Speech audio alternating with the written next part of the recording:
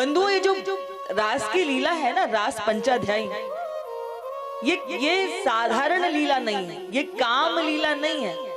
जैसे हम जगत में स्त्री और पुरुष के व्यवहार का दर्शन करते हैं, ये वैसी लीला नहीं है। ये तो आत्मा और परमात्मा का मिलन है, ये जीवात्मा का ईश्वर से मिलन है।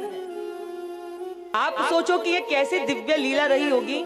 हिंदू समाज को पता होना चाहिए, क्योंकि आप जो गूगल पे पढ़ लेते हो या सुन लेते हो, मति भरमाते हो, या लोग जो आपको दूसरे धर्म के आकर के धर्मांतरण करते हैं, वो आपको आपके धर्म के उन विषयों पर दूषण फैलाते हैं जिनका आपको ज्ञान ही नहीं होता। रास क्या है, महारास क्या है? ये स्त्री पुरुष का मिलन नहीं है, ये क्या है? जीवात्मा का परमात्मा से मिलन है। क्या प्रत्येक व्यक्ति को अपना नाम बांसुरी में सुनाई दे सकता है क्या? क्यों सुनाई दे सकता है? फिर शंकर जी भी आए थे इस रासलीला में भाग लेने के लिए। शंकर जी को प्रवेश मिला था क्या? बोले नहीं मिला। बोले किसे मिलेगा? बोले जिसके चित्त के अंदर गोपी भाव होगा। यानी कि शंकर जी को भी गोपी भाव से उस रासलीला में प्रवेश मिला था।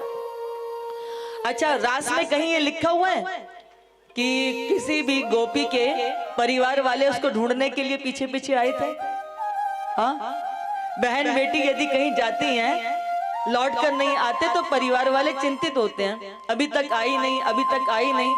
फिर जाके बाहर देखते हैं, फिर लोगों से पूछते हैं, अरे अभी तक पहुंची क्यों नहीं? चिंता होती है कि नहीं होती? लेकिन किसी भी गोपी को ढूंढने के लिए कोई घर वाला नहीं आया।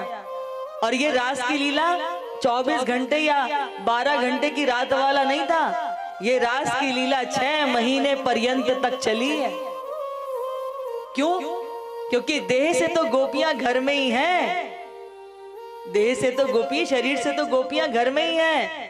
ये तो चतुष्टय अंतःकरण आत्मा परमात्मा से मिलन करने के लिए यमुना जी के पुलिन पर पहुंची है। देह से वह गोपियां घर में ही हैं। ये ऐसी दिव्य लीला है जो व्यक्ति काम पर अंकुश नहीं कर पाते, काम पर भी विजय दिलाने की सामर्थ्य यदि किसमें है तो वो रास पंचाध्यायी में है। अब बंधुओं, यहां पर क्या हुआ? श्याम सुंदर ने गोपियों को पातिव्रत्य व्रत की महिमा का पाठ पढ़ाया है। तो वो गोपियां कहने लगी कि देखो श्याम सुंदर, आप बिल्कुल ठीक कहते हैं कि स्त्री का धर्म होता है कि वो अपने पति की सेवा करे, परंतु आज हमको आत्मा का साक्षी परमात्मा प्राप्त हो गया है। और वैसे भी आत्मा का संबंध एकमात्र परमात्मा के साथ ही होता है। दुनिया के सारे रिश्ते नाते आप शरीर के साथ निभाइए। पति का संबंध शरीर से, माता का संबंध शरीर से, भाई का संबंध शरीर से, नाते रिश्तेदारों का संबंध शरीर से। ये शरीर दुनिया को दीजिए, पर जो हृदय है वो किसको देना है? बोले हृदय तो प्रभु के चरणों में ही समर्पित करना है, तभी हम इस संसार सागर को पार कर सकेंगे।